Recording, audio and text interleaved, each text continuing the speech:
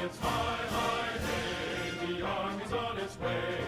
Hello, front page is loud and strong. For wherever we go, you will always know that the army goes rolling along.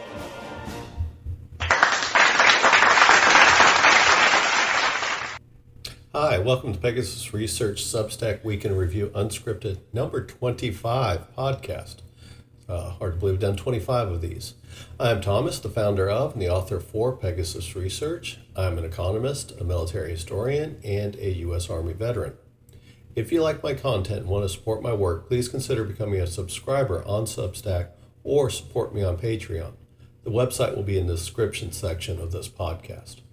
Okay, so this week, we will only cover three topics and see if we can keep this talk under an hour and a half, where we've run 2 hours the past few times. All right, so the first one is the Swiss report recommends the end of strict neutrality, the West Philippine Sea newsletter, volume 13, and Turkey wants to join BRICS. Okay, so we will start with the Swiss report recommends the end of strict neutrality. This is something that's kind of stood out in my mind because there's been one of those things that's been a constant in my lifetime, and that has been Swiss neutrality. So I know they've debated back and forth, but Switzerland has been a neutral country for the better part of 500 years. So this is a big shift for them. I know they are a very Western-centric country as far as government goes, as far as economic system goes, but they have maintained their neutrality, what's often called armed neutrality. They have an advanced arms industry. They are largely independent of security assistance from the European neighborhood. But then again, Switzerland is surrounded by friendly countries, so they do not have a huge security risk to have to consider, but they do believe in the idea of, I guess, I still call it armed neutrality.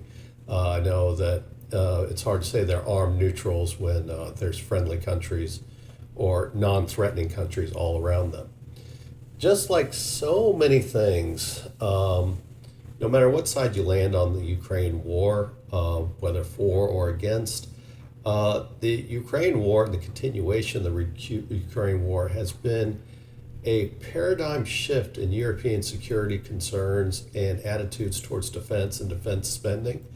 In the invasion of Ukraine, the Russian invasion of Ukraine occurred in February 2022, and this is when the paradigm shift, and it was an invasion because remember, Russia invaded Ukraine in 2014 as well, though they'll say that it wasn't really, it was a subversion, but they were obviously involved, and it's their facade of an excuse that they weren't involved in the 2014 invasion is something everybody says through, and I can doubt that even the staunchest Russian supporter could even say that with a straight face. But this invasion versus the 2014 invasion of Ukraine and the 2008 invasion of Georgia, this finally shook NATO and NATO countries that they actually shifted their security and their views on defense spending. So prior to the war, the last full year, 2021, NATO had a combined spending of $1.18 trillion. Over half of that was obviously from the United States. And now to a record $1.47 trillion in 2024.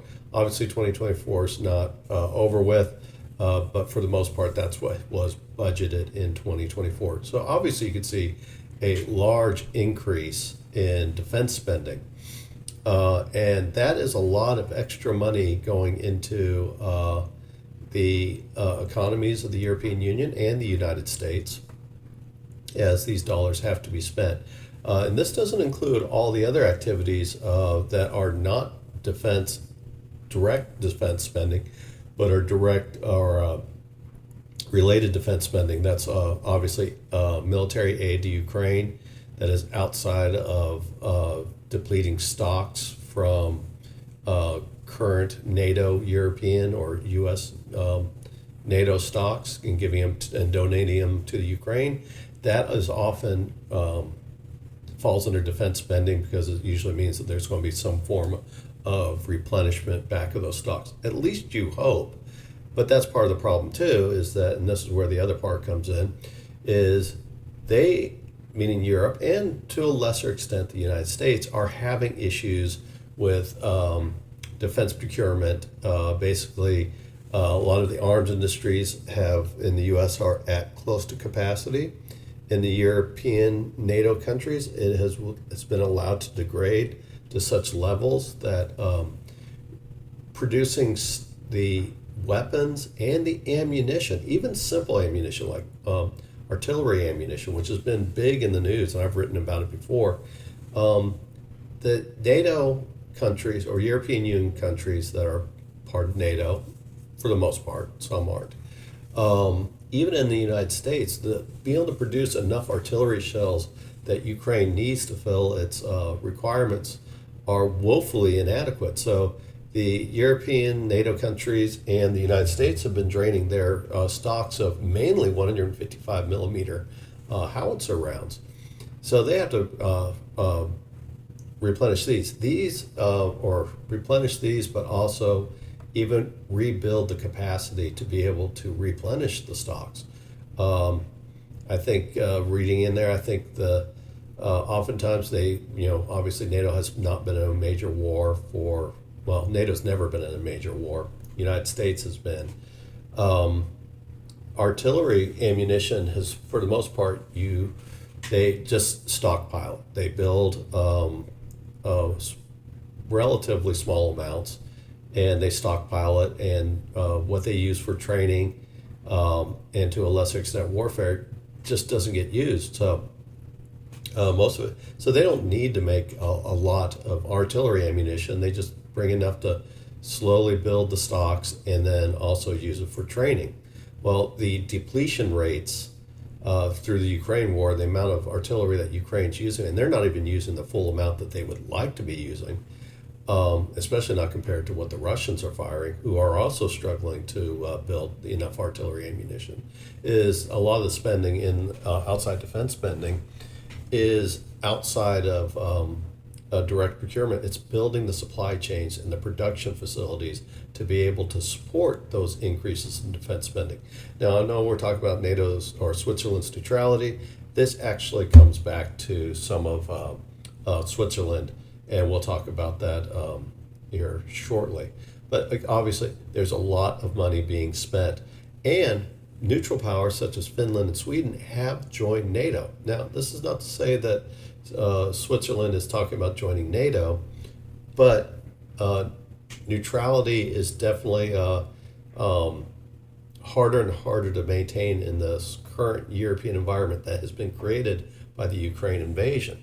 So again, that real paradigm shift in both political and military attitudes, plus lessons learned that you've seen in the Ukraine war, has definitely have also spurred some change of thought in Switzerland.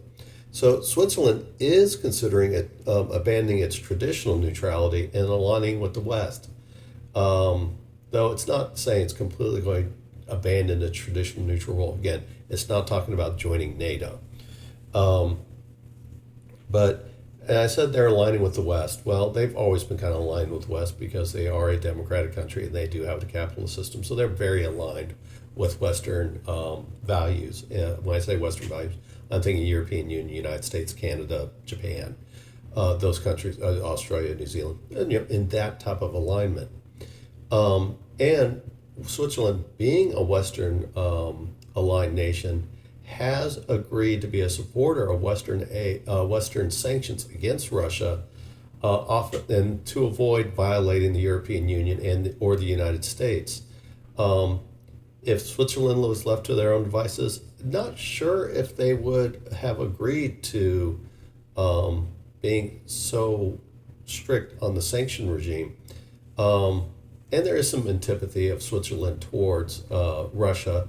One of the little dirty secrets that even though Switzerland was a neutral in World War II, it did provide medical aid and sent doctors, nurses, and medical facilities to the East during World War II to support the Germans. Again, it was all medical aid, but they were somewhat involved, and they were probably somewhat sympathetic towards the Germans versus Soviet communism. So they did play a little bit of a role, but that really, they didn't abandon their neutrality, and because they played a strict medical role that was never blown back on them. I was reading the book Masters of the Air, which was made into a series on Apple TV. And they talk a lot about the internment of American airmen during World War II and how relatively harsh the treatment was in Switzerland, especially when you compare it to another neutral, Sweden, who was also generally friendly towards Germany in World War II. How much better the Swedish treated American airmen that were interred in those countries. But again, Switzerland has stuck to its basic neutrality role. It has been a supporter of Western-led sanctions. It does have some historic antipathy towards communism. I'd say more communism than Soviet Union or Russia. But so the fact that it's kind of agreeing to anti-Russian is not out of the norm for Switzerland. But they also don't want to run afoul of Western-led sanctions, especially coming from the G7, because Switzerland is a large banking and financial hub on top of being a diplomatic hub in Europe. And so for the most part, Switzerland does not want to thumb its nose in the face of the G7 and face any type of blowback from the European Union. So it agreed to the sanction regime, though when the G7 came up with the we'll call it the gimmick, the policy that they would use proceeds from Russian assets have been frozen in the West. Those are still gaining, even though the Russian owners of that or the Russian government cannot access those funds. They are still in the bank and they're still accumulating interest.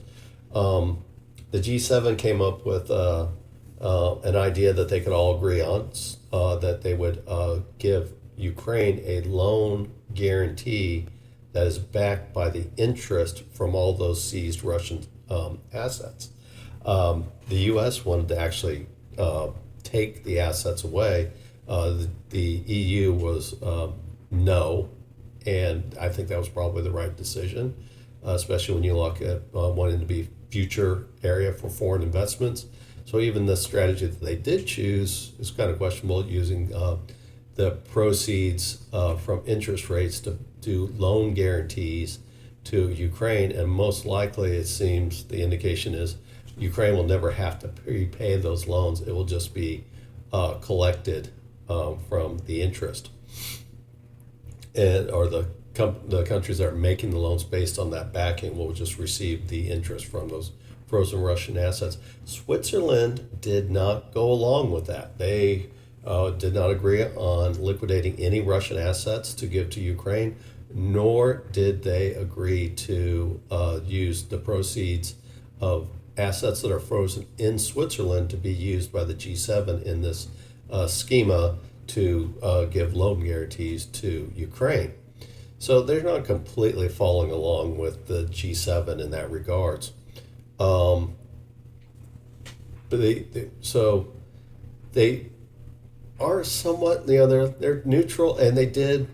Other part is Switzerland has generally still regarded itself as neutral, probably rightly so, but it has been known as a traditional center, especially Geneva and the UN office there, as being the neutral arbiter for conflict. So it gave it gave its reputation to Ukraine's President Vladimir Zelensky when he came up with his 10-point peace plan, which was not actually a blueprint for peace.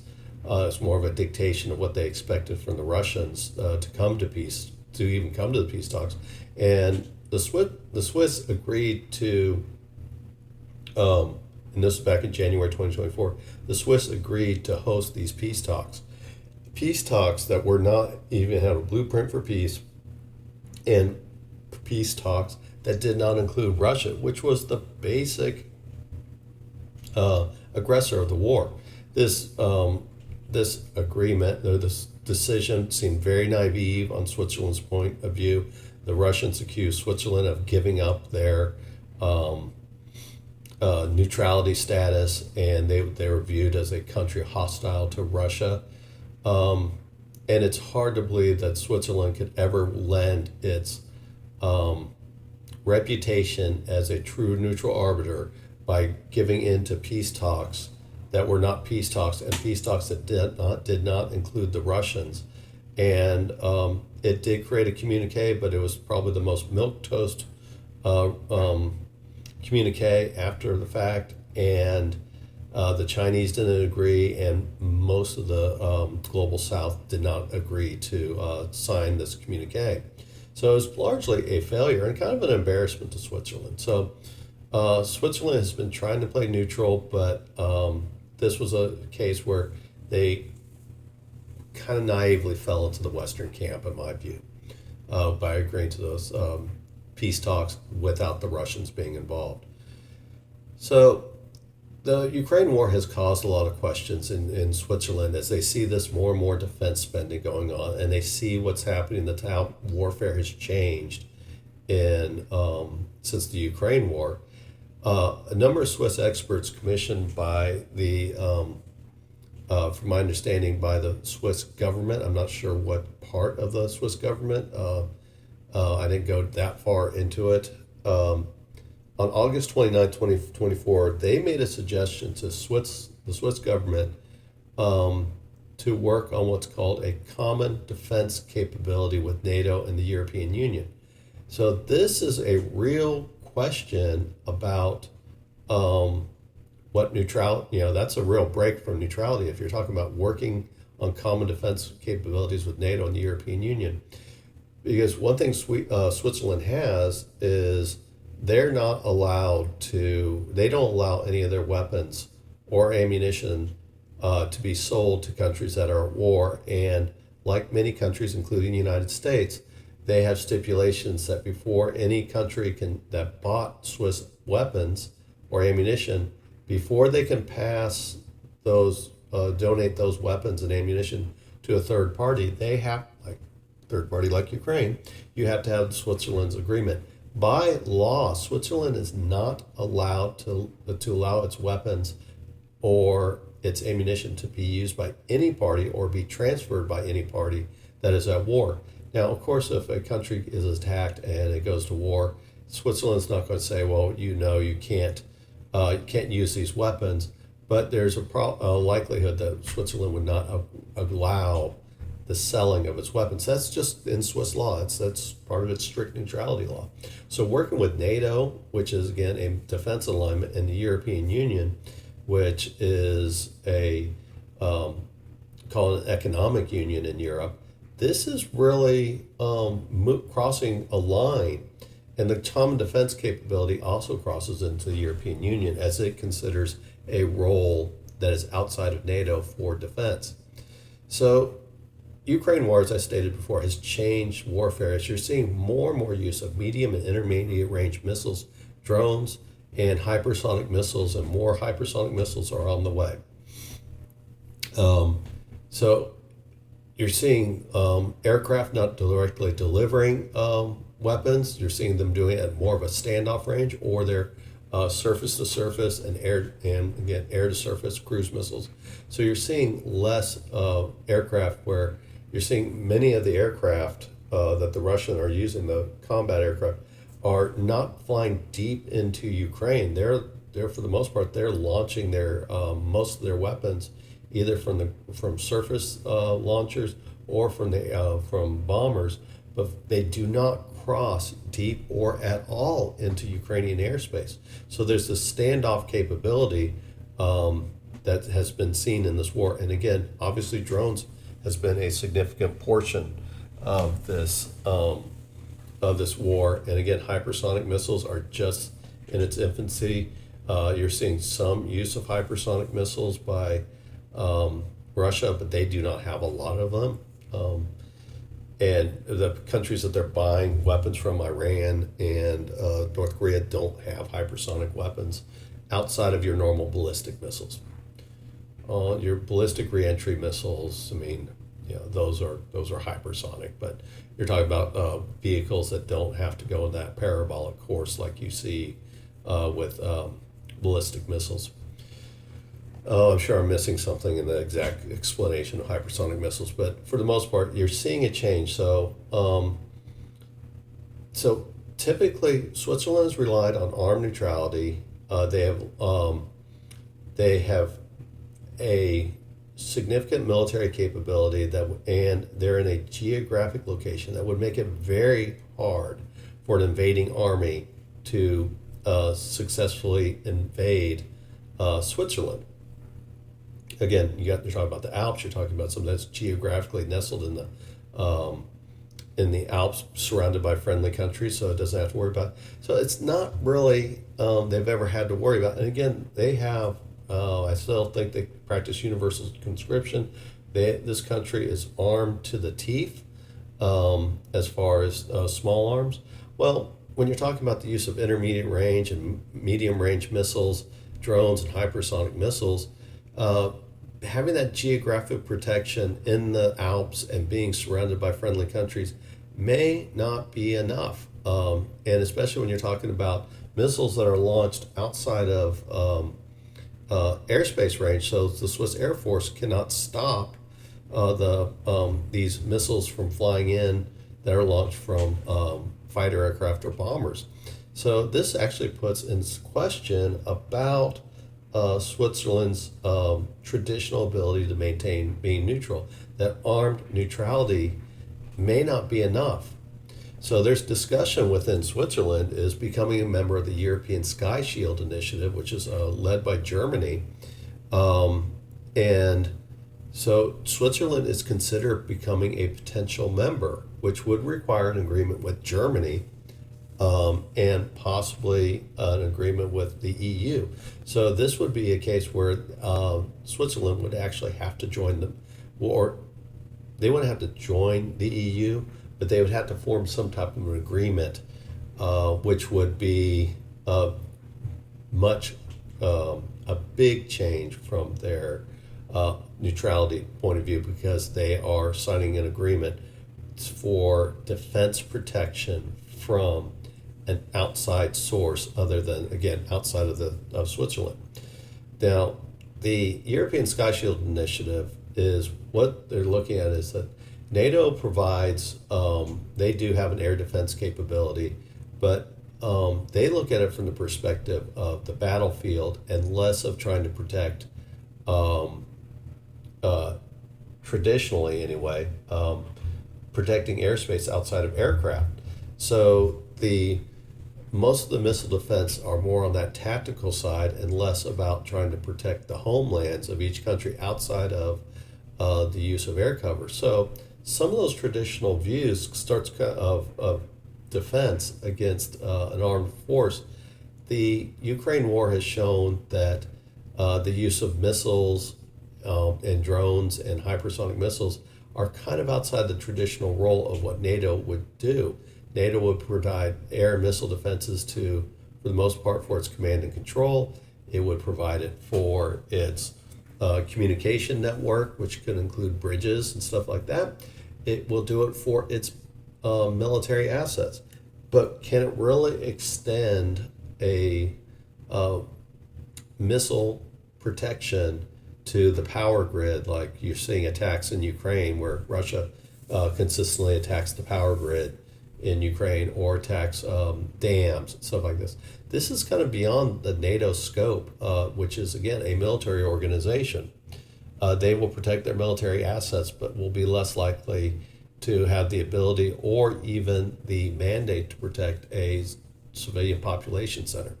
So the European Sky Shield Initiative is meant to do this. And so it kind of operates outside of NATO, though there will be NATO countries that are contributing, but it's not going to be a NATO system. And it's suspected that this will be eventually part of an EU agreement European Union agreement, the French and the Italians are also creating a alternate to this.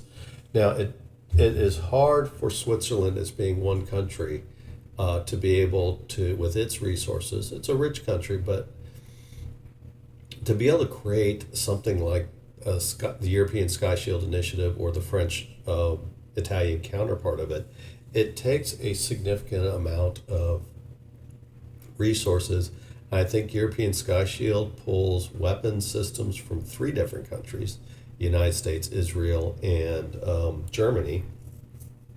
There's an issue with Israel where NATO's not allowed to have any cooperation with Israel due to a veto from Turkey not allowing it.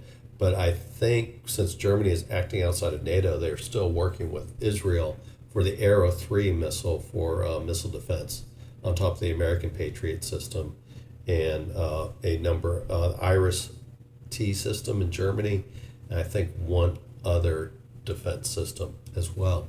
So it's hard for Switzerland, being one country, to be able to create a missile defense system on its own, but it could join into a larger conglomeration of countries to sign up for missile defense. Basically, you think of it, European Sky Shield is the systems would be created to help protect Switzerland from missiles coming from, in let's say Russia, but it could include Iran or something like that. That also has long-range ballistic missiles, and even North Korea. So this would provide the Switzerland some level of protection that it cannot provide to itself. Now, people could argue Switzerland's going to get protected no matter what, because those missiles that track through Europe are going to be shot down by, let's say it is European Sky Shield, and before it makes it to Switzerland. Well, Switzerland joining European Sky Shield would allow it to put launchers into and maybe radar sites in its country as well, and be able to cover the gaps. Because if, let's say, Switzerland is not a member, yes, let's say Germany does shoot down missiles that are bound for Switzerland, well, they may not be 100% sure they're going to Switzerland. They could be worried about going to their south or to some other ally crossing across Switzerland. But they may not know that, and they think, okay, this track is definitely going to Switzerland. Are they obligated to shoot down that missile? Joining European Sky Shield makes sure that Switzerland would be covered under the full umbrella of missile defense in Europe. So it would require some type of development. So if they want to be protected from the type of warfare that's being seen in Ukraine, they would need to be able to join something like European Sky Shield. Because again, imagine if they just say, well, Russia says they're mad at Switzerland for whatever. Let's make something up. We are mad because you hosted peace talks without us. And so they launch missiles towards Switzerland. There's not anything Switzerland can do about that. And so they would be at the same mercy as what you see in Ukraine. Now, that's a very wide open question. Russia would never attack Switzerland like that. Russia's got their hands full right now in Ukraine. But it's just that the idea is that Switzerland is not protected like it used to be, and its Air Force cannot provide the level of protection that would be needed to shoot down missiles, all those drones, and all those other hypersonic missiles that are slowly coming online. So the other issue about neutrality debate, so not only about you're talking about the actual protection of Switzerland from the modern threats of these new weapon systems, or how warfare has changed in the Ukraine war. They're looking at for defense procurement and arms sales. So I call this the cynical view of the neutrality debate. It's all about money. Now, I'm not saying that Switzerland's neutrality debate is all about money, but there is discussion in the report about the cost. And I talk about cost, I'm talking about money of strict neutrality. So the report that was issued again on August 29th discusses the reconsideration of strict neutrality, citing the financial gain over the principle of neutrality. So, do you want, on one hand, do you want to make money, or do you want to stick by your principles of being neutral? So, they look at the defense spending, as I talked about earlier, about all that increase in defense spending. NATO defense spending has increased nearly 25% due to the Ukraine war, and most of that 25% increase is in Europe. So this does not account for the expenditures associated with the conflict when I talked about non-donated stocks from NATO countries, which falls under defense procurement. But also you're talking about the making ammunition to rebuild stockpiles, which kind of falls out of the donations, or creating that, building that supply chain to make more artillery shells. So there's a lot of money that's gone in there in the area of, let's say, called $300 billion of additional spending. And that doesn't include the money that's being spent to try to improve the supply chain to be able to produce more of the weapons of war. Not just the actual produce the weapons themselves or the ammunition itself, the infrastructure, the facilities needed. There is a lot of money floating around here. And they mentioned that there is a financial cost to Switzerland maintaining neutrality. Again, because Switzerland cannot allow the sale, by law, it cannot allow the sale of ammunition or weapons to any country that is at war, or allow a country to transfer Swiss-made weapons to a country that is at war. So this is a lot of money that's being left on the table in the Swiss report's point of view. So the neutrality laws have resulted in a 27% reduction in Swiss arms sales. So while increases in defense spending are occurring in Europe, Swiss arms sales have dropped 27%. So they're not getting, the Swiss are not even getting part of this increased, the benefit of this increased pie. They're actually losing from where they were at the beginning of the Ukraine war. So they are actually they're in the negative when there's increased spending. They are making less. So not less as a percentage, they're making actual less on defense spending. So this is again, a significant loss of revenue, and also, as the Europeans have shown outside of Switzerland, is that if you do not spend money on defense industry, you don't just keep them open. Those industries are redirected or they close down altogether. So the Swiss arms industry is seeing a significant reduction in sales due to the war. They're looking at possibly having to close some of their facilities that make defense equipment. And that's hard to bring back. The other issue that goes with it is not only the loss of 27% of current arms sales. In the future, let's say the Ukraine war is over, will a country decide to buy Swiss weapons, realizing that these strict stipulations of neutrality really handcuff the ability to either transfer Swiss weapons, or let's say you end up at war yourself and you're highly reliant on Swiss weapons and you need, let's say, more ammunition. Switzerland can't sell it to you while you're at war under the current laws. There might be some workarounds, but for the most part, that's how neutrality works.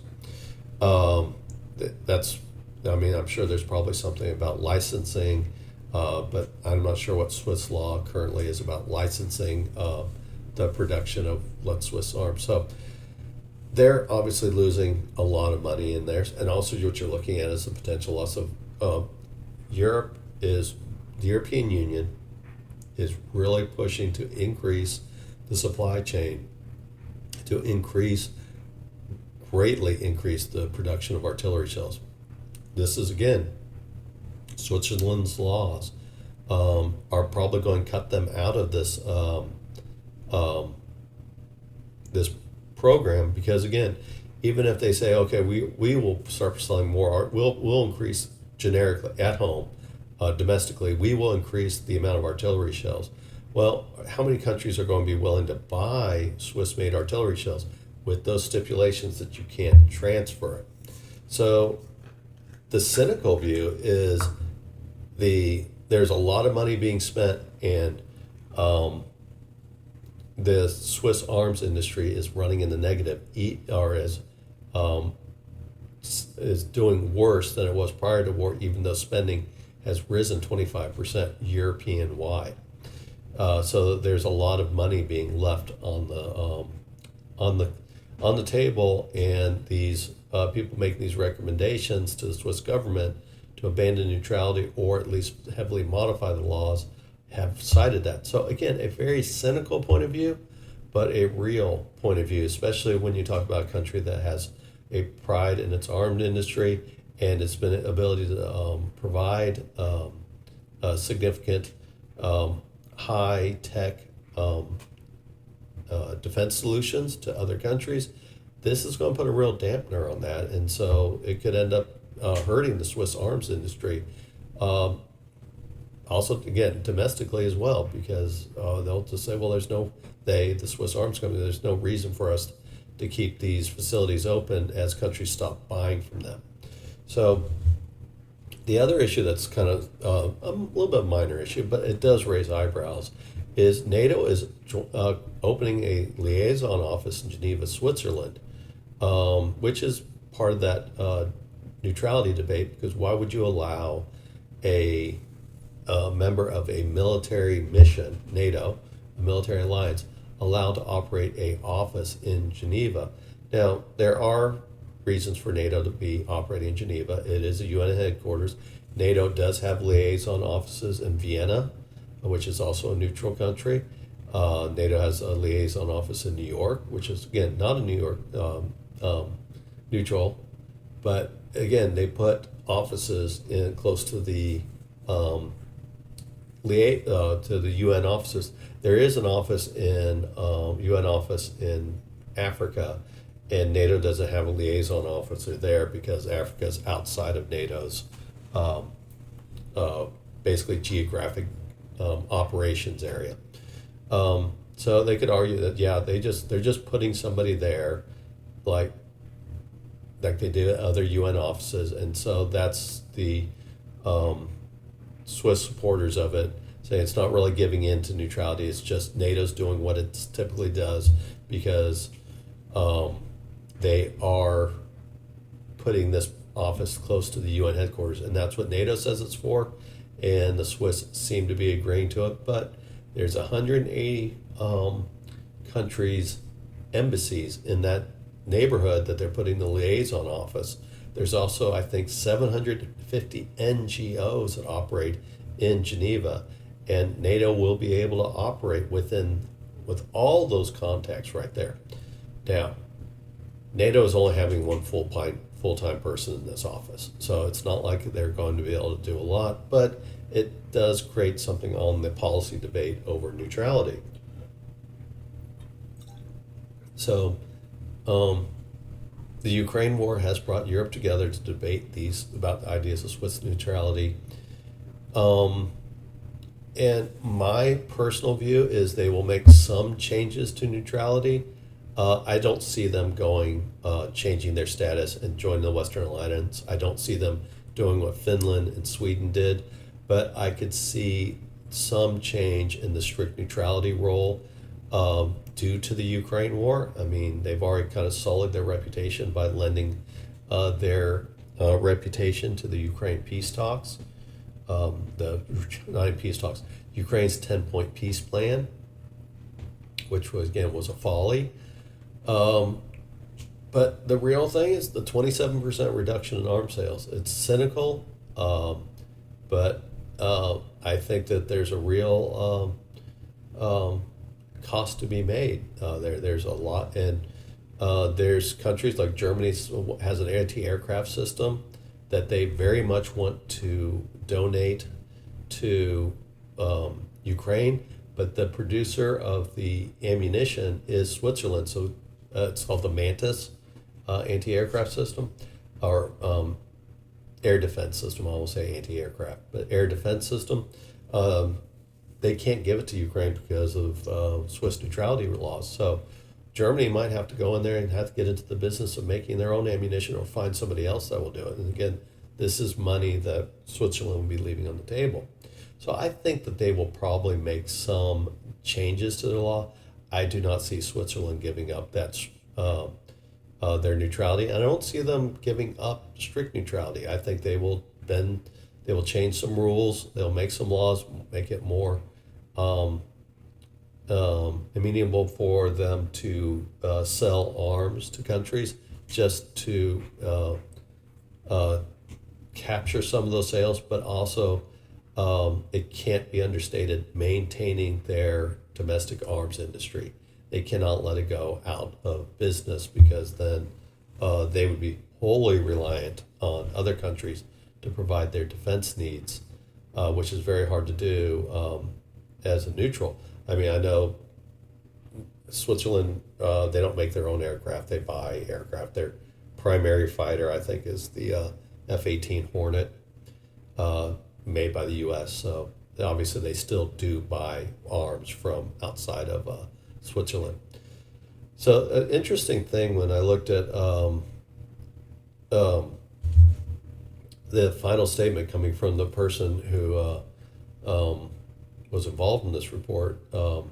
He's called the position as the global leader of the Geneva Center for Security Policy. Jean-Marc Reclus suggests that Switzerland's future ties not to neutrality, but collective participation in defense-related matters. So they're not talking about changing themselves from a neutral as far as a political point of view or from a financial point of view, but they're looking for defense-related matters, which again would save their defense industry and allow them to take advantage of all those increased arms sales by NATO European countries and to become a member of ESSI or some other form of European air defense programs. So again, I don't see Switzerland not being a neutral. That would be a major change in my lifetime, but I do see them changing their much of their point of view, if nothing else, for their own protection and for the protection of their arms industry. Again, it's one of those paradigm shifts of the ongoing, allowing the Ukraine war to continue on, is the paradigm shift that has occurred in all matters of defense and foreign relations, politics. So it's like, who would ever thought we'd be discussing Switzerland even debating giving up neutrality due to the Ukraine war? All right, so the next article was the West Philippine Sea Newsletter, Volume 13. There has been another incident in the Sabina Shoal or Escoda Shoal, I think that's what the Philippines call it. So again, more regional escalations. Just to give the quick short, the West Philippine Sea is the exclusive economic zone of the Philippines in the South China Sea. So the West Philippine Sea is basically anything that's designated West Philippine Sea is, for the most part, is the exclusive economic zone of the Philippines within the South China Sea. The South China Sea is fully 100% claimed by China. It's a dubious claim. The UN courts and a number of arbitration courts in Europe have all ruled against China. China doesn't care. They're just completely ignoring it, and they say that they own all things in the South China Sea, and anybody that passes through it is breaking Chinese law, including the U.S. Now, much of the world does not support China's claims. There are some that support China's claims. There are others that support China's claims because they don't want to deal with China's harassment and threats. Philippines is not one of those countries and is willing to challenge China. So this week we've talked about previous incidents and escalations in the Second Thomas Shoal. There was an agreement by the Chinese and the Philippines to try to de-escalate those situations after China boarded boarded and captured some Taiwanese Philippines crew members using axe and picks and knives, and I call them the Chinese pirates of their Coast Guard. Well, after that, and then the following ASEAN the upcoming ASEAN meeting at the time, China and the Philippines reached an agreement to try to de-escalate tensions in the Second Thomas Shoal, and now it's just shifted to the Escoda or the Sabina Shoal. The U.S. and Philippines also. Well, I'll just give you a quick history of the Sabina Shoal. Is back in the spring, the Philippines found signs of island building in the Sabina Shoal by the use of ground up coral to raise the seabed to be able to build an artificial island. This has been an action that the Chinese have done in the past, all throughout the South China Sea. So this alerted the Philippines. They ran an investigation. Their Justice Department is creating a legal case, both for Chinese or Philippine law, and also to take China to court in some international forum. Not sure which one of it's going to be. It's not going to make a difference to China, but it's just another way of the Philippines to show that China is acting aggressively and illegally in the South China Sea, in this case, the West Philippine Sea. So what the Philippines did is they took their biggest ship, the BRP Teresa Magbanua, to the Sabina Shoal, and it was supported by two other smaller Philippine Coast Guard ships. The idea was it was going to stay on station in the shoal to keep any reconstruction of that island. Basically, is they were going to maintain a presence from there to try to keep the Chinese from building anything. To give you an idea of the ridiculousness of the Chinese claim, and I wrote this in the paper. I wrote on that, so it showed up a lot in the Philippine Sea newsletter. Is the Sabina Shoal, Escoda Shoal, if you in the Philippines, it's 85 miles from Palawan Island, which is one of the main islands of the Philippines. It is almost 1,000 miles from the nearest, from I think the Chinese mainland is 745 miles from the nearest Chinese island. So the Chinese are claiming territory that's 85 miles from the Philippines main island, for one of the Philippines main islands. It's just the absolute ridiculousness of the claim. So the Philippines have stationed their largest Coast Guard ship as a permanent watch over this. It is resupplied either through the air or by Chinese Coast Guard ships that run these two other ships that support it, that run supplies to it. So what the Chinese have called it is they've called it a virtual grounding. And the reason why they call that is because at the Second Thomas Shoal in 1999, the Philippines took an old U.S. transport that was donated to the Philippines, and it was renamed the BRP Sierra Madre. Well, because of all these claims going on from China, the Philippines grounded the Sierra Madre, but they never decommissioned it. They just grounded the ship so it couldn't move in the Second Thomas Shoal, and basically created a permanent occupation force, because that ship has been constantly manned by Philippine Marines. So it's a commissioned naval ship of the Philippines, which gives it some level of international rules protection as being territory of the Philippines. So you just can't simply invade that ship and take it over, because that would be just like invading sovereign territory of the Philippines. So it offers some level of protection by making it part of the maintaining part of the Philippine Navy, manned by military personnel. So this has been a sore point for China for quite some time.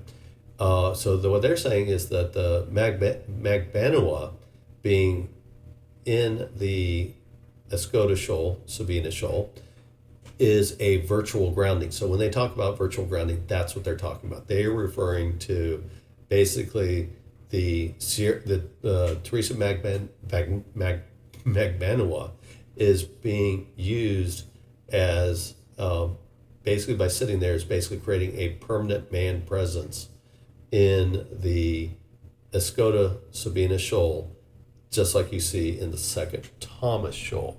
So that's where the Chinese complain. So now the Chinese are acting against it. They have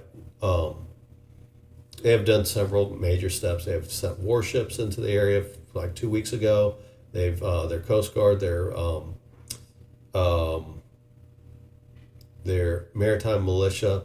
They put a large presence in there, up to I think 7 warships, a large number of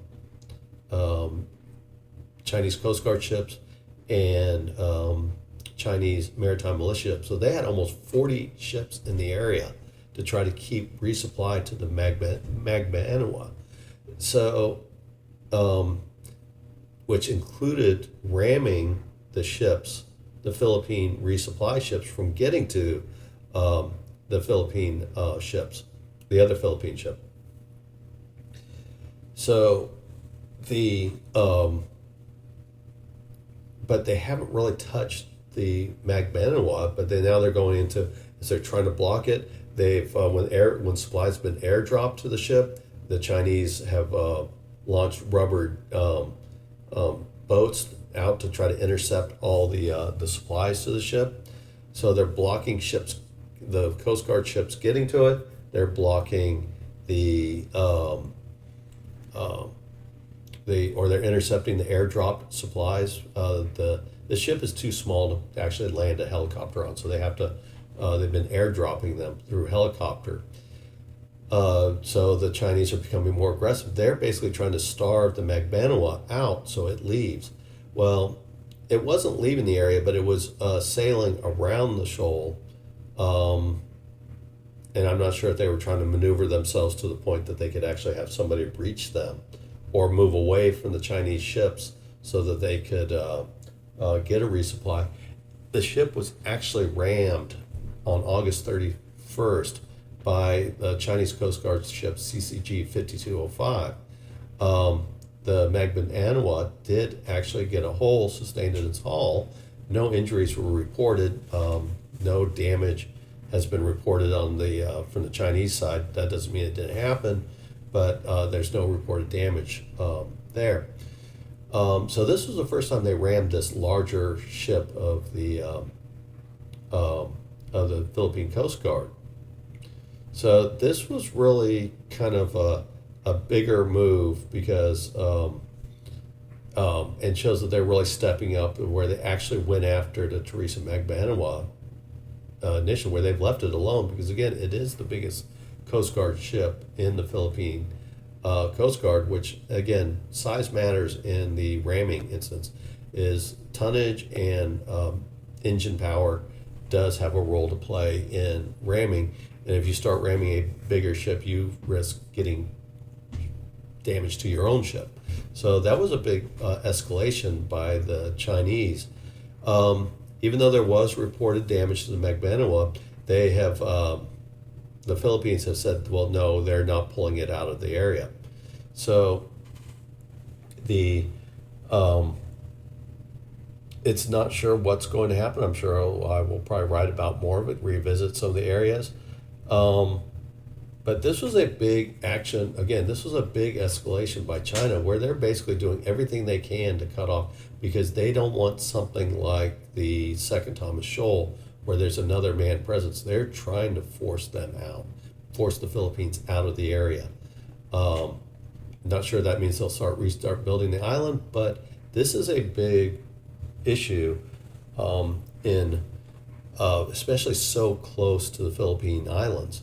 So this week, I guess it was a week ago, the U.S. Indo-Pacific Command commander Admiral Samuel Paporo Jr. met with the Philippine officials to discuss the U.S. escorting resupply missions in the West Philippine Sea, which would include the Sabina Shoal and the Second Thomas Shoal, and said that the U.S. Philippines Mutual Defense Treaty of 1951 allows the U.S. to consider taking such measures. Well, the admiral met with Philippine General Romeo Bronner, who is the chief of the Philippine military, and he stated that the Philippine law and constitution has stipulations that forbid foreign involvement in local engagements in the Philippines. But the Philippines did not officially reject the U.S. Offer for escorts, but that it would pursue other options for the time being over this and try to exert China to reconsider its position. Now, one area that's trying to be looked at is ASEAN is trying to negotiate some type of agreement, not to address the sovereignty conflict, but to basically create rules of the road, rules of the sea in the area to avoid any escalations or anything like that, whether it's an outlet of complaints or grievances that can be taken to ASEAN. They're basically trying to create rules for the area to keep the escalations from occurring. They have a working group, but even they admit that it's going to take a couple of years. And China's not a member of ASEAN, so it doesn't mean that they will agree to it. Also, ASEAN is a combination of neutral countries, pro-China country, and pro-Western countries. So it doesn't speak as a unified voice. And China is adamant that everybody deals with China on a bilateral basis. So they're probably not going to agree to ASEAN negotiating on their behalf or even meet with ASEAN because it's not considered a bilateral agreement. And also ASEAN doesn't speak as one voice at this point either.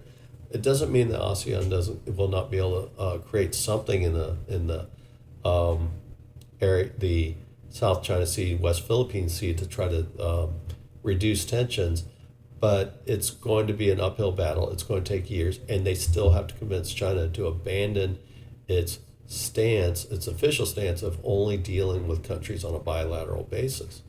So the other thing that the U.S. can do with the Philippines, but not require the Philippines to break their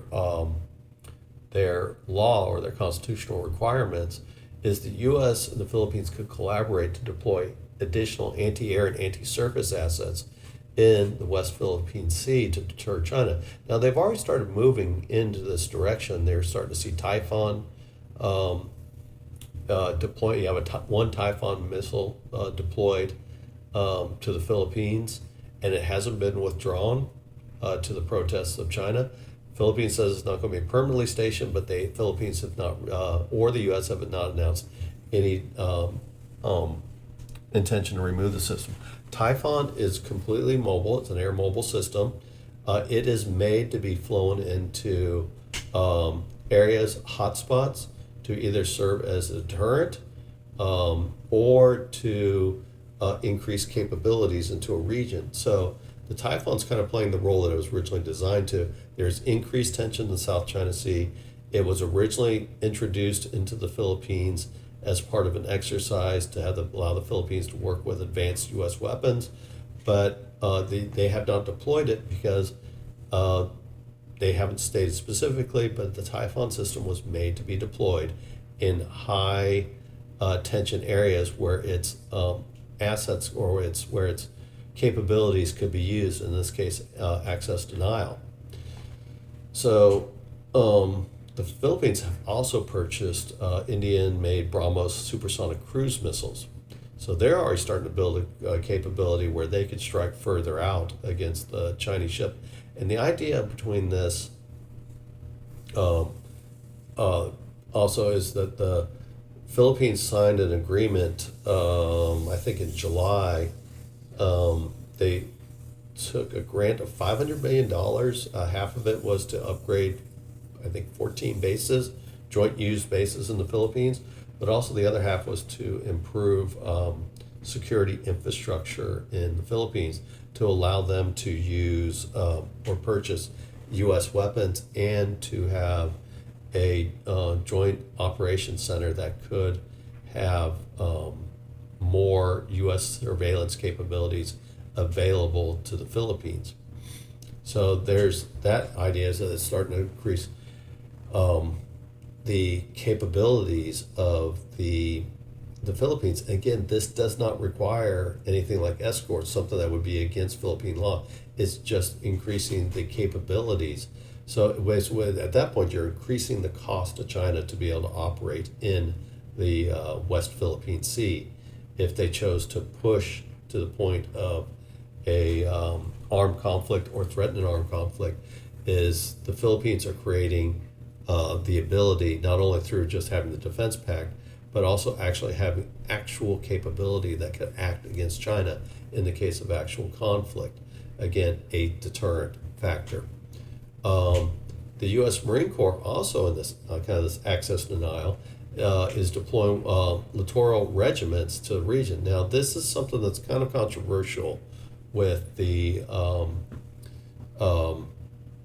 with Marine Corps doctrine because these are small units. They sacrifice a lot of their infantry capability. These are not meant to go seize islands. These are meant to deploy missiles, air defense missiles, and other types of missiles to attack. Again, missile defense, but also attack assets, whether on at sea or on the surface, the ground. Is these new littoral regiments are being deployed into the area. And I talk about these 14 bases that are going to be allowed to be used jointly between the Philippines and the United States. You could see more of these regiments being deployed. Again, this increases the deterrent capabilities of the Philippines. And again, going back to it, the Philippines have a defense treaty with the United States. So this puts more assets into the region. So you're talking about these littoral regiments in there. You're talking about the BrahMos missiles from the Philippines that brought from India. The Typhoon missile system being introduced. You're seeing more exercises coming from the Philippines as well with partners in the area. So it's increasing its capability. And then there's another suggestion that came up was that the U.S. Navy and Air Force could start shadowing and blocking aggressively maneuvers by Chinese forces in the region. They don't have to do this constantly, but actually go in there and take a little bit more aggressive stance in the South China Sea and the West Philippine Sea, because the U.S. Navy believes, and the U.S. Air Force, they believe in freedom of navigation. These are international waters. The exclusive economic zone doesn't mean that Philippines can deny right of passage of any ship in the area, and Philippines do not say that. What it does is it just allows countries in that exclusive economic zone to use the resources, whether it's gas, oil, or fishing rights, or mineral rights, that they can use those exclusively in their zone. But it doesn't mean they can deny freedom of navigation and maneuver in these areas. And so the suggestion is that the U.S. Navy and Air Force become more aggressive at times or consistently, but it doesn't say it has to be consistently, to actually start doing some of the same maneuvers against Chinese ships that that Chinese do to the Philippine ships, and even what the Chinese do to the U.S. Navy and Air Force operating closer to the Chinese mainland, that maybe the U.S. Navy and Air Force need to become more aggressive and more shadowing to the Chinese ships to form some intimidation factor and block some of China's moves by basically blocking the resources from getting to the Philippine resources. And again, there's some level of caution that the Chinese will have to make is, do they really want to get into a scuffle with a U.S. warship or a U.S. Air Force aircraft? So the idea is to become more aggressive against the Chinese, to start extracting a higher cost against them, increasing the risk of their operations in there. Now, none of these have been said that the U.S. is going to start shadowing or doing more aggressive actions against the Chinese. These are just some options that the Navy and the Air Force could do that doesn't require the breaking of or the Philippines from breaking their constitutional guidelines or laws about bringing in local forces, because the U.S. would be acting on its own in these cases, or using the basing rights to put more capability into the area as a form of deterrence. Now, aggressive action, obviously, if you talk about the U.S. Navy and the U.S. Air Force doing these actions, or China becoming so concerned about the deployment of more missiles, obviously you increase the chances of a incident happening and sparking into a war. So that risk is there. But there is also a side of it is that you're increasing the cost of action to the Chinese. That if the Chinese chose to do this, it would actually have a legitimate cost on them, and one they may not want to pay, because the Philippines is not the ideal fight for the Chinese Navy or the Chinese Air Force. So they might become aggressive, but if the U.S. can push back or work with the Philippines to push back to create deterrent capability, that they don't necessarily mean the Philippines do not necessarily have to back down. It is hard for China to operate in the Philippines, both in it or even around it, being going to the eastern side of the Philippines to isolate the island. They don't have the Navy extension, and they don't have the air cover to affect, or they won't have effective air cover over the Philippines that far out, as long as Taiwan remains under Taiwanese control and not under Chinese control.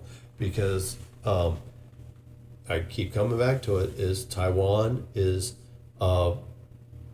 blocking China from getting into the first island chain. And so as long as China cannot operate its air force effectively into the first island chain, the Philippines have a edge in military capability. And not that it can defeat China, but it is very hard for China to operate in that area. And if it chose to go to an all-out war in the Philippines, knowing that the U.S. Navy or U.S. would be involved, and Taiwan is still not fallen, it is trading off as Taiwan. Not saying that Taiwan would stop a war between the Philippines and China, but China would have to find some way to operate around Taiwan, because again, Taiwan has air defenses, so it would be hard for China because basically they'll have to be flying from their mainland aircraft. They don't have, or mainland, to fly the aircraft all the way out to the Philippines. This is beyond the range of almost all the aircraft. There could be use of tankers, but if they're getting into a war with the U.S. because of that defense treaty, you can guarantee that those tankers are not going to be able to operate effectively to extend air range. They don't have an aircraft carrier fleet to operate effectively around the Philippines, so they would have no air cover. Many of their missiles would not have the range to reach the Philippines. So this is not, again, I go back to, this is not a war the Philippines or the China wants to fight against the Philippines because of all the advantages the Philippines have based on their geography. Now, all this changes if Taiwan changes hands and becomes part of China, because then China could operate aircraft in Taiwan, and they can extend much further out into the South China West Philippine Sea. And at that point, they can become more effective. The other side of it is, if China gets into a war with the United States and the Philippines, which will most likely include Japan, in the South China Sea, West Philippine Sea region, the casualties will be immense. And at that point, they may not have the military capability to launch an attack, a military invasion of Taiwan. So if they want to get at the Philippines, they may very well have to give up their plans to overtake take over Taiwan. They have to do Taiwan first and then go to the Philippines, or they have to settle the Taiwan question, whether it's through I wrote earlier about quarantine, the Chinese quarantine around the Taiwan to force some type of change in status. Obviously that's an option. But China has to deal with the Taiwanese question prior to it to really threaten the Philippines. And so the Philippines has time, and they do have the advantages of of the treaty with the United States, but also their geographic position. Again, all this changes if Taiwan changes hands. And so there are options that the U.S. can do that, and the Philippines can cooperate in, that will not break Philippine law at this point, to try to settle these actions. But it's not going to be easy, and there will be risk, and there will be setbacks, as China is just not going to lay over. So there could be future escalations, more ramming, more trying to take it right up to the line of conflict. So again, not a free strategy, and not one that does not have some form of risk of starting a wider war in the West Philippine Sea.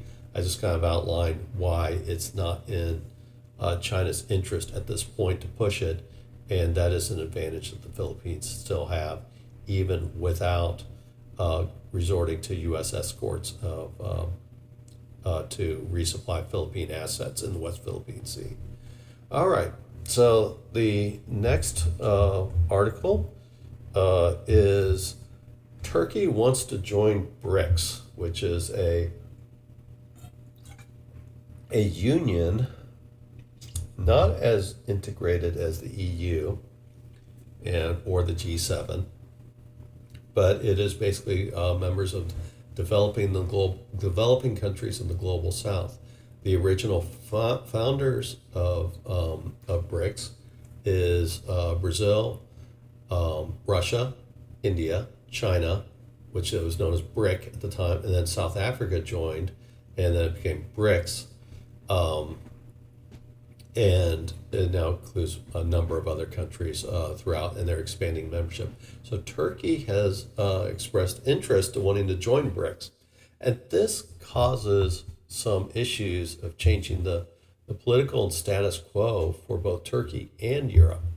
And so obviously NATO is in a major involvement in providing supplies and helping Ukraine, not direct military aid, but providing military equipment, training. And so there is obviously a role that NATO has that has been playing in the Ukraine war, short of actual combat. NATO and European Union have stated that China is a direct threat to European security. So here you got a organization that is made up of Russia and China. I call Russia being the political leader of BRICS. I saw China as being the economic leader of BRICS. And eventually I think China will overshadow Russia in some type of arrangement like this. So now Turkey is wanting to join. And on top of that, you go in there, is Egypt? No, not a major problem. Iran is a member of BRICS. Iran is also a concern of being able to launch missiles and hit Europe as well. So, and Iran also helps Russia in the Ukraine war. So there is a real problematic question of Turkey wanting to join an organization that has Russia, China, which have direct threats to Europe, Iran, which is also a threat to Europe or has threatened Europe in the past, and Turkey wants to join this organization. Now, Turkey has been a NATO member since 1952 and has aspired to join the European Union since 2005, which have not gone through, mainly due to some questions around Turkey's commitment to democratic processes. But Turkey is in a unique position geographically and historically as it straddles both Europe and Asia. Turkey's landmass is 5% European, 95% Asian, and is the only Muslim majority country in Europe because it does have 5% of its landmass in Europe. It does have consideration as a European country. the country does have historical ties to Russian culture, and it did have a shared border with the Soviet Union, which is significant to NATO, especially when they granted access, membership to NATO in 1952, is because Turkey had a position of strategic importance to the U.S. and NATO because it shared a border with Russia or the Soviet Union. Doesn't share one with Russia, but it shared one with the Soviet Union, and was a strategic point to halt the spread of Soviet communism into Southern Europe, and which was a big deal because for example, before the World War II ended, as the Germans withdrew out of Greece, there was an uprising with communists in Greece trying to keep the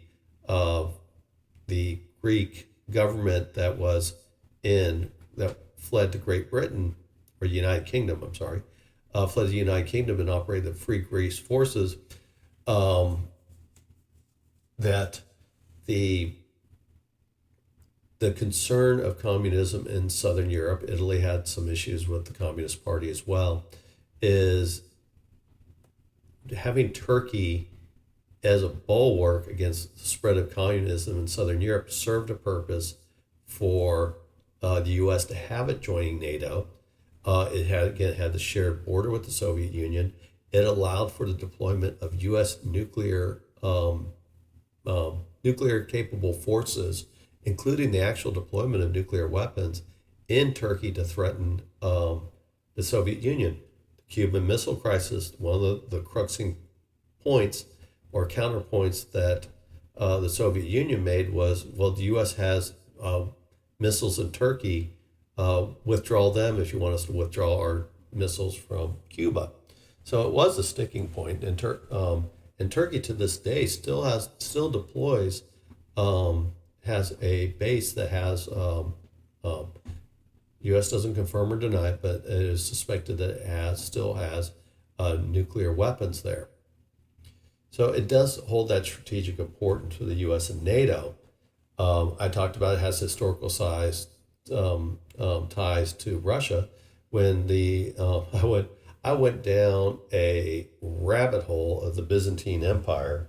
The Byzantine Empire was defeated eventually by the Ottoman Turks, which led to the Ottoman Empire. The Turks invaded parts of southern Russia.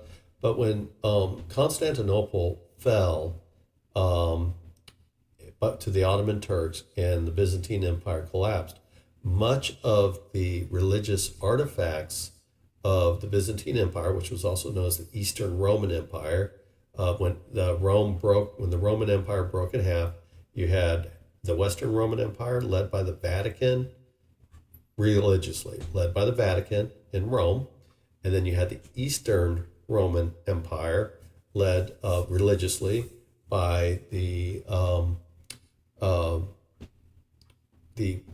Orthodox Church in Constantinople.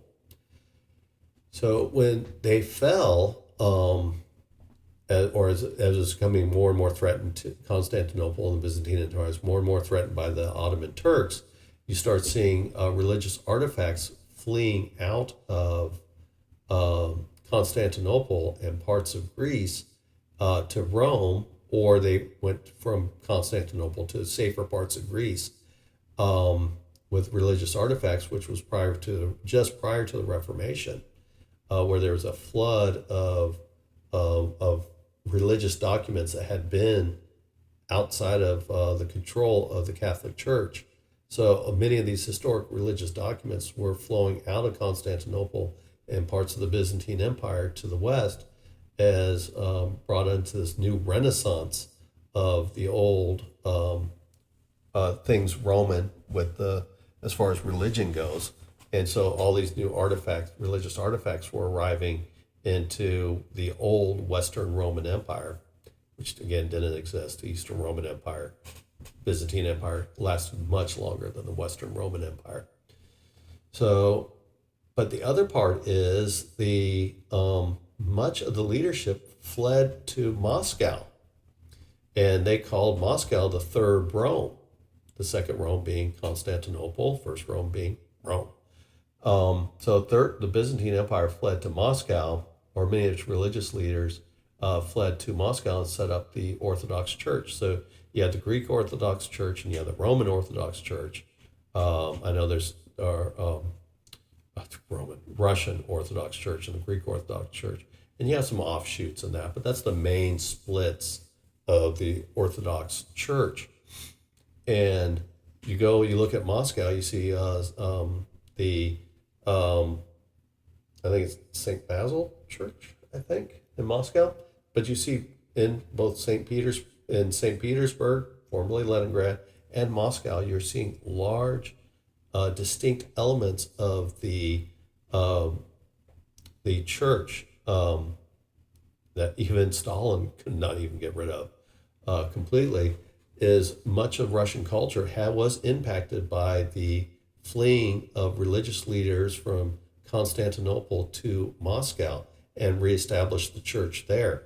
So Turkey had a role in the formation of the religious, call it the religious traditions of Russia prior to communism, of course.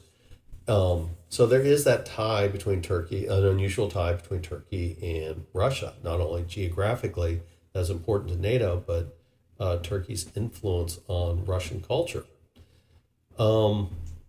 So this is that same Turkey that's looking at, that oftentimes President Erdogan and other prior leaders Turkey is the crossroads. It has impacted Russian culture.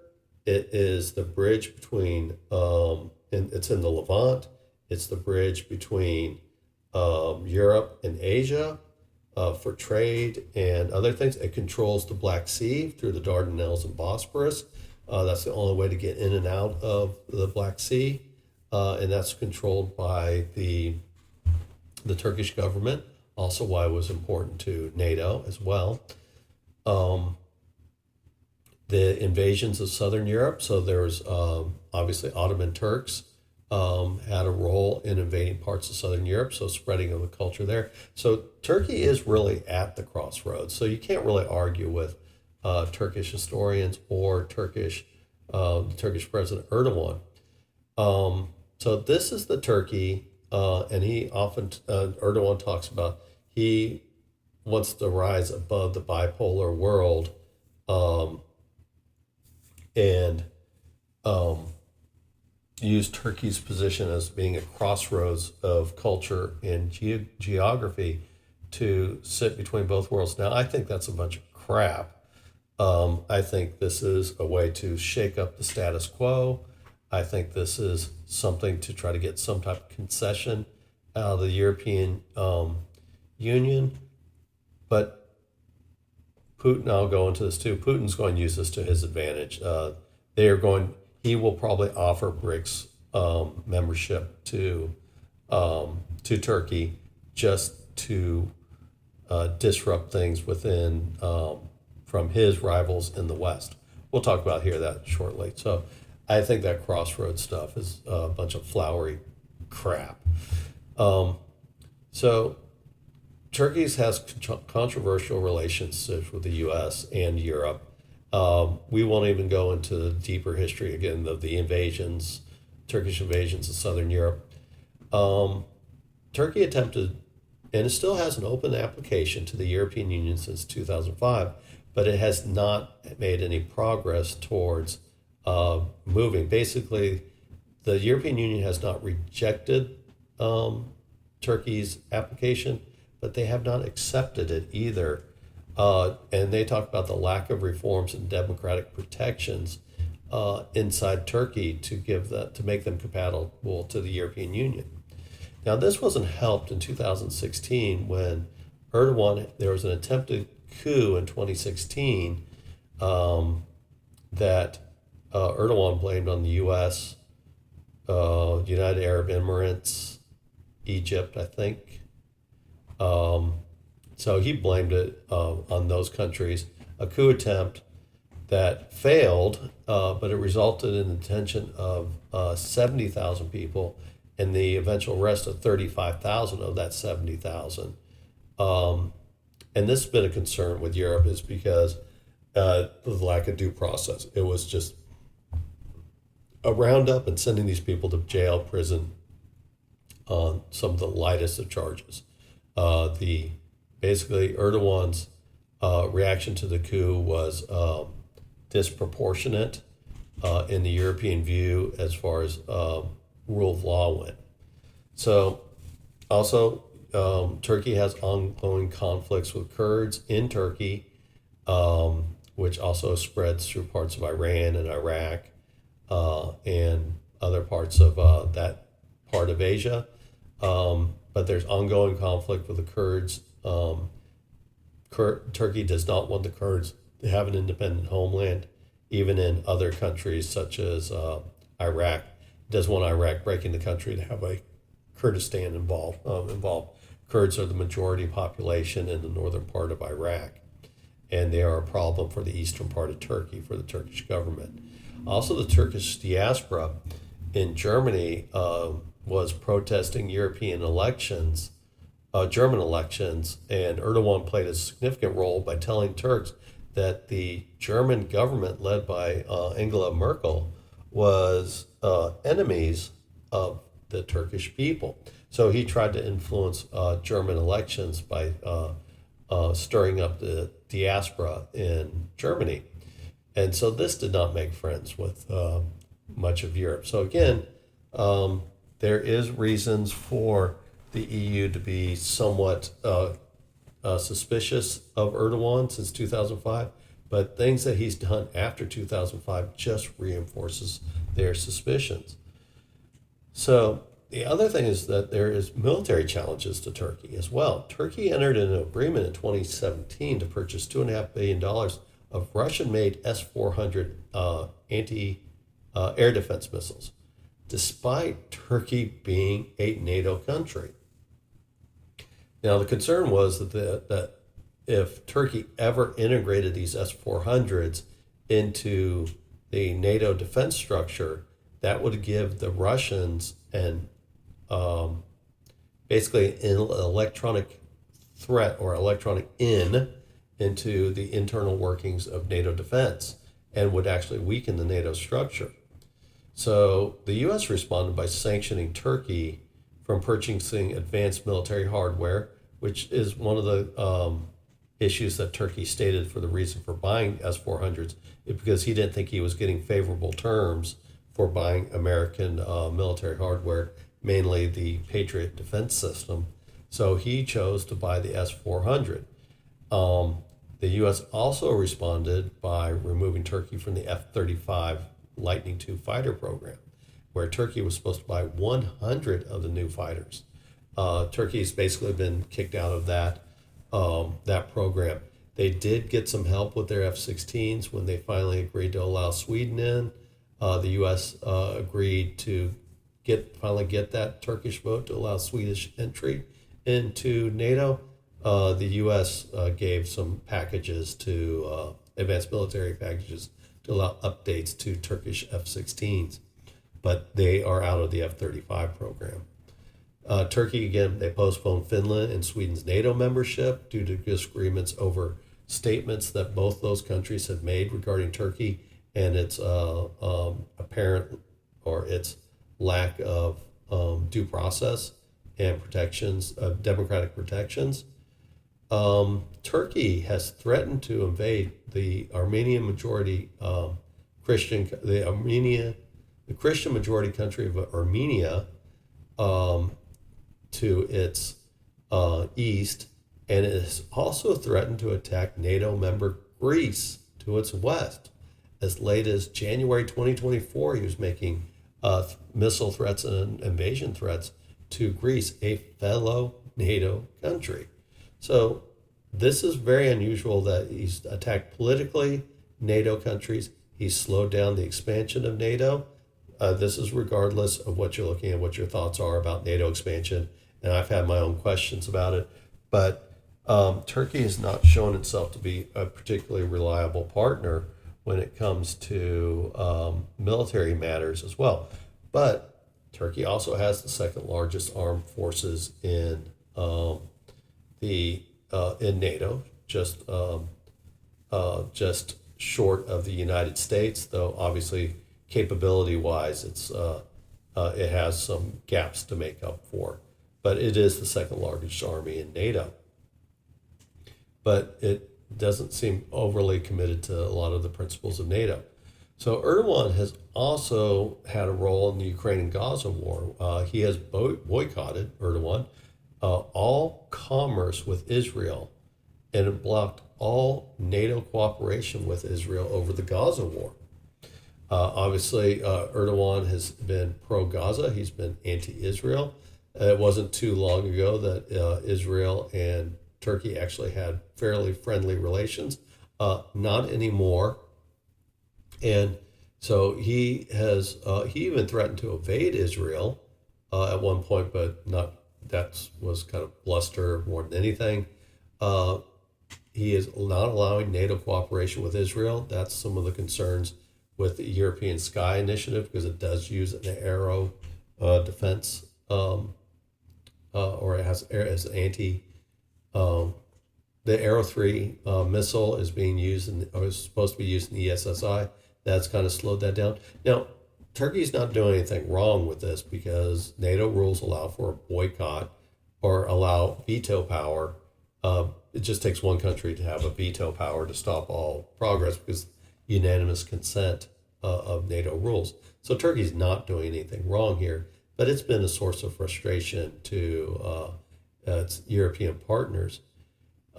He's also, and this is laudable, he's also facilitated the creation of peace and has a blueprint for peace to end the war in Ukraine. Now, he hasn't had any success, but the West has, many of the war hawks in the West and Ukraine have basically tried to prevent Ukraine from negotiating a peace for whatever reason. Maybe they didn't like the terms, but he hasn't had any success in this. But he does maintain friendly relations with both Ukraine and Russia, and is able to keep the communication line open. And he was close to creating a peace treaty in 2022, late 2022. So he does have some laudable performance. He also was a key player in negotiating the Black Sea Grain Initiative. Of course, nothing can really be negotiated in the Black Sea without some form of consultation from Turkey, because of the control of the Dardanelles and the Bosporus. So this Black Sea Grain Initiative allowed the Ukraine to sell its grain and other agricultural products to the world market, and not have to worry about the threat of shipping or attacks from either of its ships or its facilities where grain is brought to be loaded on the ships. So Russia agreed not to attack those. They agreed not to attack the ships, and this did not prevent a famine from occurring, because that probably wasn't going to occur. But the grain initiative that Turkey helped was a key player in negotiating. It stabilized food prices, which basically kept them from spiking up, which would allow these poorer countries and developing countries, mainly in Africa and Asia, from being able to buy food or agricultural products from Ukraine, and be able to afford to do so without wrecking their economies and having to make a choice between feeding their people or making other decisions. It brought a stability to the grain, or to the grain sales to the world, which basically avoided most likely not a famine, but it avoided instability due to increasing food prices. So it's a laudable effort by Erdogan. He needs credit for his work in that. So several EU and NATO countries have criticized Turkey's initiatives, arguing they undermine their policies. That's going back into the ideas that NATO is trying to attain certain goals in the Ukraine war, concerns about Russia cannot be trusted, which probably is a fair critique. And they're saying that Turkey's initiatives basically undermines the position of both NATO and the EU. But Turkey's not bound by EU policy regarding Ukraine, and has not violated any new NATO rules in its oppositions. So NATO and the EU can complain, but they really have no say-so. Again, have not allowed Turkey to join the European Union, and NATO has the unanimous consent requirements. So Turkey has not broken any laws there. So maybe they think that Turkey's undermining their initiative, but Turkey is not doing anything wrong in those perspective. And if you talk about rule of law, it's Turkey's acting within the rule of law. Now, BRICS officials announced that they will review Turkey's application to join BRICS at their upcoming summit in Kazan, southern Russia, in October. BRICS has a rotating presidency, and this year Russia is it. So President Vladimir Putin is the president of BRICS for this rotating presidency. So they are actually reviewing the Turkish application in Kazan, which is part of Tartar, southern Russia, which is part of the Tartar Republic in southern Russia. It's part of Russia. And Turkey's request to join BRICS is concerning NATO because it will, Turkey is building closer ties with a NATO country, and NATO and Russia are called Russia and China are geopolitical and military rivals to NATO. So now you got all of a sudden a union, a loose union, with Russia and China and Iran. Turkey is going to be part of this organization. Now, I talked about earlier is this, if Turkey joins BRICS, this will probably kill the European Union application. Not a big deal. I think everybody already assumes that's dead. It's just the Europeans just haven't called it dead yet, but it's dead. But it also allows Turkey to use its position in NATO. Well, the question comes when if Turkey uses its veto power, would it be doing it on the behalf of itself, or would it be doing it on behalf of BRICS? It could be doing it on behalf of itself. It might be doing it for reasons that it thinks are legitimate for Turkey to do, but it brings in suspicion. It's like, are you serving BRICS or are you serving NATO by making a decision to veto something? Because are you serving your BRICS masters or not? Now, a couple things come into this is BRICS say they're going to review the application. If you are Vladimir Putin, you are going to give Turkey membership to BRICS. Flat out, it's going to happen. I would be surprised. Maybe it doesn't happen this year, but it's going to happen because this is a leverage point for him to start breaking up the status quo, being part of his chaos nature in his bipolar world that he's trying to create, or multipolar world, according to the Chinese, which the Chinese don't want any polarization, is what they say, but they say it, but they don't actually do that. They're part of the polarization of the world, and they encourage it despite what they say.